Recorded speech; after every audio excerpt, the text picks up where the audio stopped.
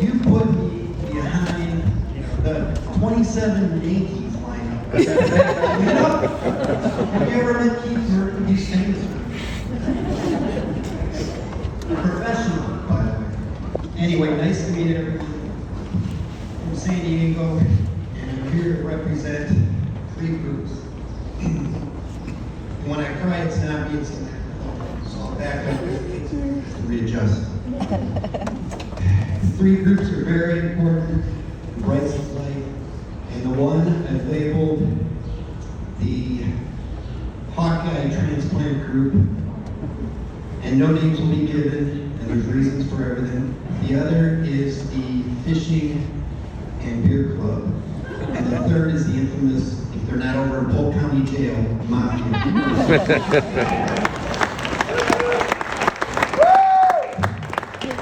I'm going to circle back to why they're so important, but I thought one thing I should do when I've been thinking about this for a month and a half, and I had 5 pages of notes which got lost in the computer, which Bryce would just holler at, soul of the mafia, because I hate technology. So I had to re-scramble my brain right over 5 hours, and the one thing I want to do is convey, not to the family, because they know it, not to the friends who we haven't changed together for the last 10 years. The family was there a lot and the friends, in good times and bad. I want to convey to people who might not have been as lucky to come out that Bryce didn't move to San Diego and have a good life. He had a freaking incredible life. One we can all be envious of. He's brilliant. He's brilliant. Who structures their offices, the remote offices, to be the second greatest park in Major League Baseball behind Wrigley Field, Dave Blair? What? Petco Park. That was his office. And then Bryce, because he was hoity-toity. We all know how hoity-toity Bryce was. Bryce had his second office in La Jolla at Torrey Pines overlooking the ocean. Yeah. Not a bad office. His third, because he was a man of wealth and had places everywhere, was at the iconic Del Mar racetrack, where the surf meets the turf. Yeah. And I'm going to say that might have been his favorite office. And here's why. If anyone knows about horse racing, it's a human interest story in 4 legs. The owners, the trainers, and the jockeys, you bump into them and they got a story. And it's wild. A lot of their lives are wild. And Bryce ate that up. Because let's face it, Bryce wasn't a sports reporter. He was a human interest reporter.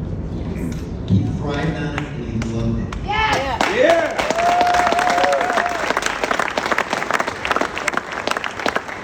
Of course, a man who means like Bryce, he also had a place, Churchill Downs. He'd visit once a year. What are you going to do with your Bryce? You can do that. And then, he was very sad, and we all know that, when the brutal San Diego winters rolled in. You can all beat me up later. He would go indoors, and he'd go to what we call the Mesa, and he'd report on the San Diego State Aztecs, the team that won 20 games or wins 20 games about every year, makes the tournament about every year, and was co-runner-up in the national championship a few years ago, and Bryce was there courtside. What a life, what a life. And what he did for leisure is what he enjoyed the most. He fished. Well, besides drinking, but you get the point. So he could slip up to the Sierra Nevadas in 6 hours with a group of friends or one friend or solo. He did that too, because he was never more at peace and recharging than when he was in those mountains fishing his beloved Orange River. So if you ever look on a map, Mammoth Lakes and June Lake and Young's is by there, that's what made Bryce the happiest. I'll get back to that later because it made him the happiest, but there's more to be said on that. So I kind of recapped right there, and let's just stop and let's say Bryce was an introvert. Let's say he had one friend at the office, neighbors waved, they might invite him over for a barbecue and that, but he was happy. Let's say he was a happy guy. Wouldn't you say that was a pretty freaking good life? This guy how he was living, if he was happy, and writing for the Union Tribune, and was one of the best, not in the country, in the world, for what he did. That's a pretty damn good life. Well, like only Miller would do, double down. No, he tripled down. He tripled down with the transplanted islands, were there when he moved there, and gave him a foundation, and he'd go watch Iowa basketball, Iowa football, Caitlin Clark run the magnificent 4 years. They might have gone over into Tijuana once, all wearing adult diapers. Might have, because I've seen photos. 10 of these people in the transplants went down there for day drinking, was led in the night drinking, in adult. Not underneath people, physically. He tripled down with the beer club and the fishing game. And he met them early. Yep, he met them early in San Diego, and they're all older than Bryce. And not only could they tell him where the best fishing holes were, they could tell him where the best water holes were. So Bryce just loved those guys, and they loved him. A lot of them couldn't make it here. I mean, I'm talking some of them, you know, it would have been a struggle. And then, to our great shame, he found us, the Kensington or Clemson Mafia.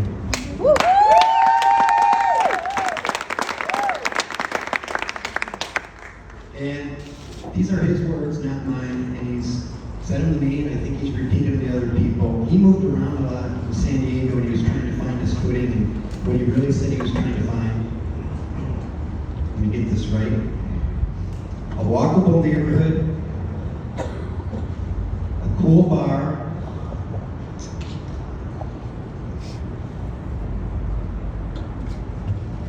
good friends, and a community. And he stopped me and say, I'm going to fund. Good work. And I can speak for all of us that come out there in the mountain. Sorry, Bryce. He chose us. Because I had to steal a verse here. This will be a tearjerker. Thanks for crying, Keith, because we don't know. And I stole it from the great Bill Withers, from his wonderful song, his beautiful song, It's a Lovely Day. I just gotta be able to read my own writing, that's always a problem. Thank God you know what paper it is. What the fuck? Feel it's on papers. Fires. No, I hope it's big enough that I can see it, which is a miracle. So this is his wonderful song, Lovely Day. And I'm not going to sing it, you're all very lucky. Then I look at you, and the world's all right with me. Just one look at you, and I know it's going to be a lovely day, lovely day, lovely day. And who the hell ever met Bryce Miller and didn't see him come and think those thoughts? Because we all did. We made life better.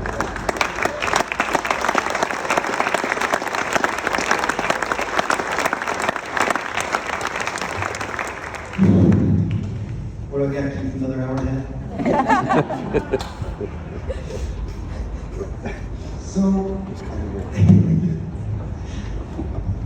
So I thought that was important to convey to everyone here, and then reinforce it with those who visited and were out there, the good times and bad. Just what a spectacular life he had, and how happy. He was happy to walk out his front door because he was from Iowa and was San Diego. Sorry. And we would make fun of the brutal San Diego winners. And he loved his job. Don't know about the UT per se, but Bryce loved to run. So there's another win.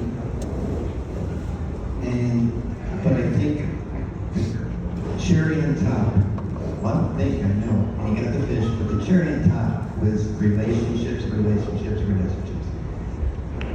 Yeah, Bryce, nothing made him happier than his family and good friends and good conversation. That he lived for that. And when you go through all the attributes of Bryce, smart, witty, intelligent, outgoing, high performer at his job, kind. I thought dragging to boil it down, the one that stands out the most is caring. Allegedly. Caring. He cared about all of you. If you're here, and I know everyone cared about him. Hey Bryce, I need a ride to the airport. Duh. Hey Bryce, I crashed my scooter and banged my head and I have a concussion and need stitches.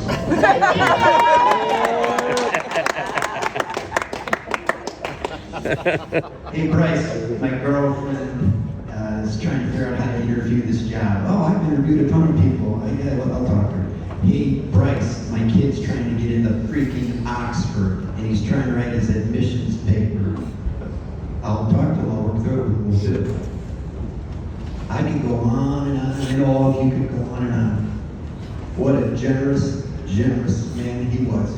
And we all know that, we've all felt it. And that's why I think we all love being his friends.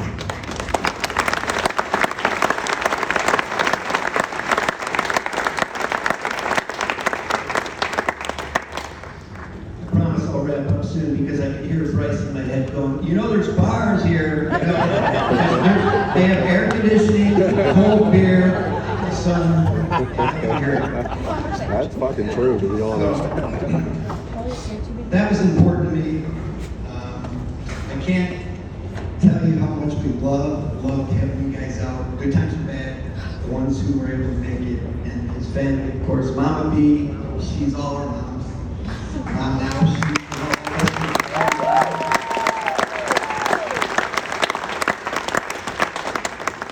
we liked it when Penny showed up. We're still thinking about rugby. We're working on that. But that's where I was going with this. It's something I ought to be. We would meet at Clem's when Bryce was going through his struggles, and we'd all meet there at the end of the day, and boy, did everyone need a drink. Oh man.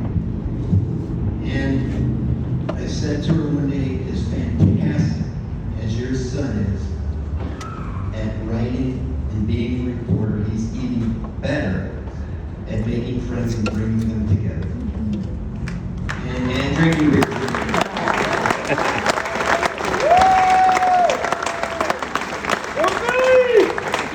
So the Iowa transplants, the fishing club, beer club, the Kensington, Clem's Mountain, we've all met at different places for different sporting events, or Bryce would have his fishing club over at Clem's. Once in a while they go other places. So we'd all meet those guys, and then of course we know the transplants, because we'd all go watch Kate and Carter on a great 40 run. And that leads me to wrapping up, but I had a funny thought in my head. See if it's funny, right? Driving over, I thought Bryce scored in life more than the Iowa Hawkeyes had in the last 20 years.